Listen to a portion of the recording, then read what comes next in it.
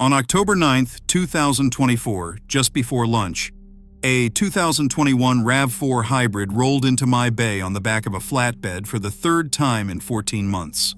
Same owner, same problem, same look on her face. She was not angry. She was defeated.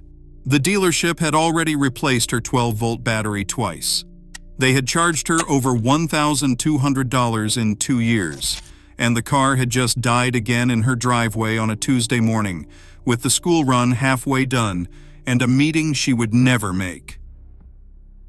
Today, I am revealing why Toyota hybrid owners are paying hundreds of dollars every single year for a problem that almost never lives where the dealer says it lives, and how a few minutes with a multimeter can save you from being trapped in a cycle that was never really about a bad battery in the first place. I have seen this exact scenario hundreds of times now. The driver walks in, convinced the battery just keeps dying. The dealer replaces it. A few months later, sometimes a year, sometimes only weeks, the same warning lights come back. The car does not wake up. The dash flickers. The hybrid system refuses to boot. And the same answer comes back from the same service advisor. Looks like the 12-volt battery again. We can have it swapped today.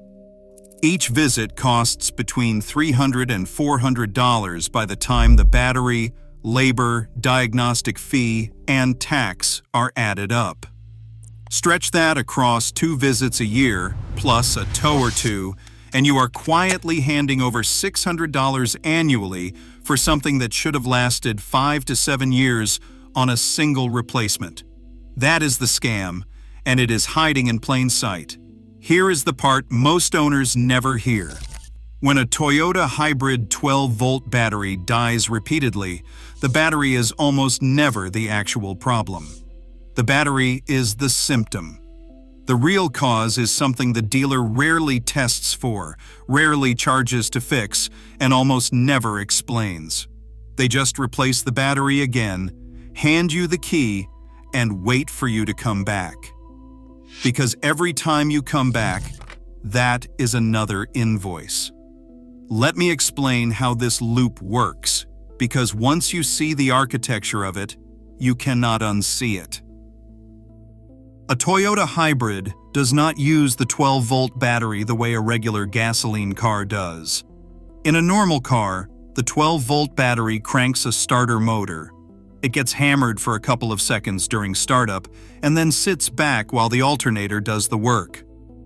That battery is built tough, often 60 to 80 amp hours of capacity, with thick plates and aggressive cold cranking ratings. It is overbuilt for its job, which is exactly why it lasts 5 to 7 years in most cars without complaint. A Toyota hybrid is a completely different animal. There is no starter motor in the way you imagine one. The 12-volt battery never cranks the engine. Its only job is to power up the computers, the body control module, the security system, the smart key receiver, and the inverter logic.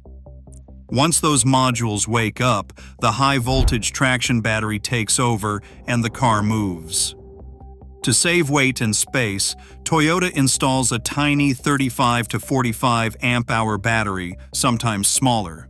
It is roughly half the size of a regular car battery, and it is asked to live in a vehicle that is constantly demanding background power even when the car is off.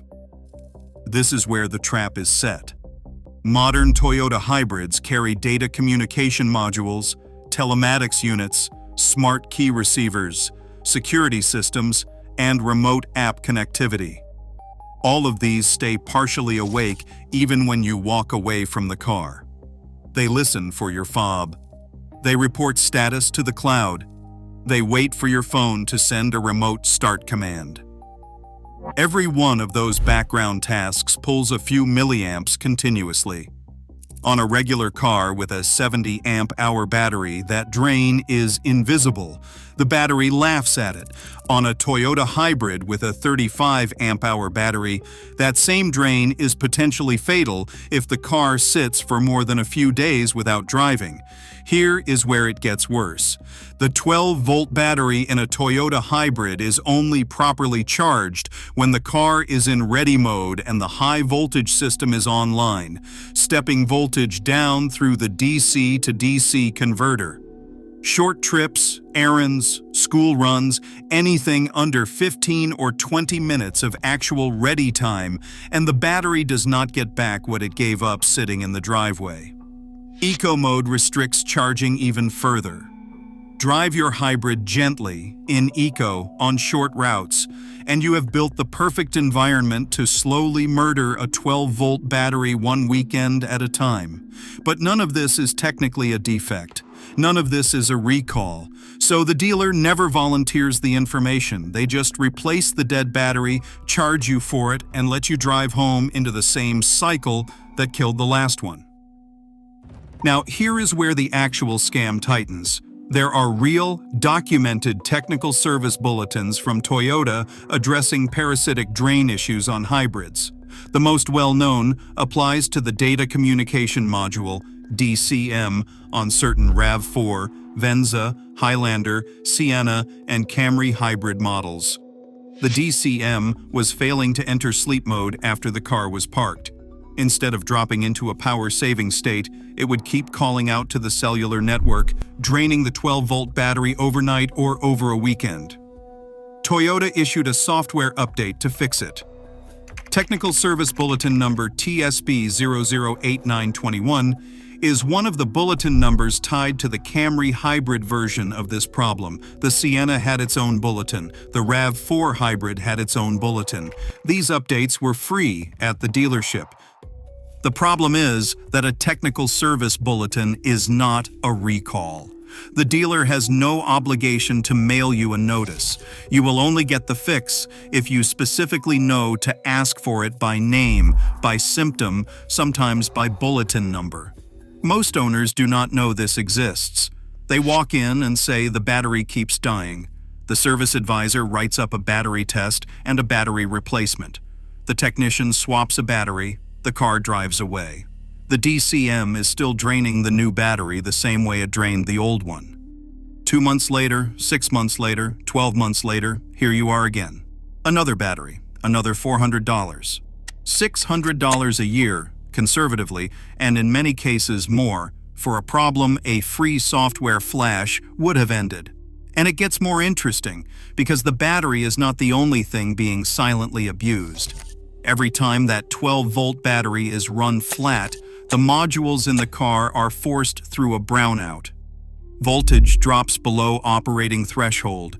Memory gets scrambled. Settings get lost. The hybrid system starts logging codes that are not actually real failures. Drivers report random warning lights, infotainment glitches, climate control behaving strangely, and sometimes even hybrid system warnings that send them sprinting to the dealer in a panic. Each one of those visits is another diagnostic fee. Each one is another opportunity for a sensor or module to be quoted as the cause of something that was never broken.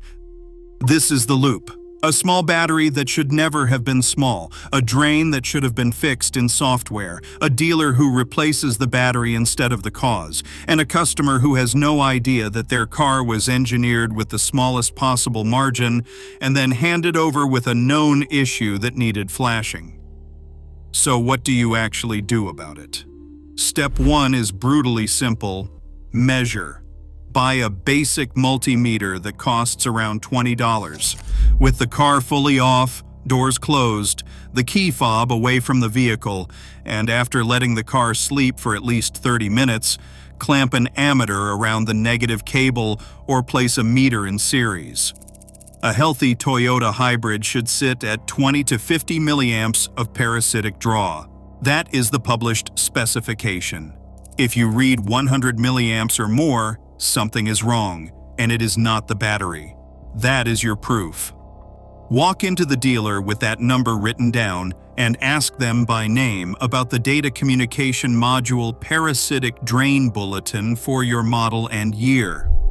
Ask if there is a software update. Ask them to confirm in writing whether the update has been applied. If they say there is no bulletin for your vehicle, ask them to print the search result. Now the conversation changes, and they cannot just sell you another battery and wave you out.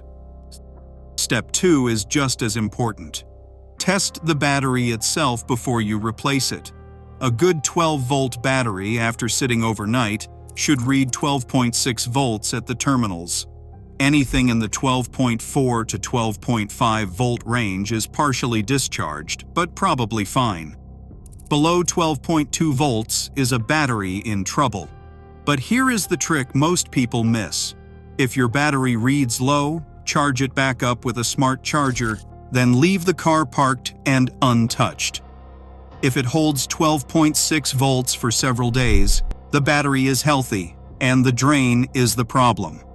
If it drops back into the low 12 volts within 48 hours of being charged in a parked car, you have just confirmed parasitic drain. You did the dealer's job for them in your driveway. Step 3 is to stop overpaying when replacement is actually needed. The 12-volt auxiliary battery in your Toyota Hybrid is not exotic. It is an AGM battery, often a Group 24R or similar size, sometimes the smaller DS46B24R format used in many Prius-based vehicles. The dealer will quote $330, $360, sometimes $400. The same battery, in original equipment manufacturer equivalent quality from a brand like Optima or a major auto parts retailer, costs around $200, and many of them install it for free if you buy it there. A properly sized AGM from a reputable brand will outlast the original if the underlying drain is fixed. If the drain is not fixed, no battery on earth will save you. Step 4 is the protective habit that almost nobody is told. If your hybrid sits more than 5 days without a real drive, plug in a small trickle charger, sometimes called a battery maintainer. It is a $25 to $40 one-time cost.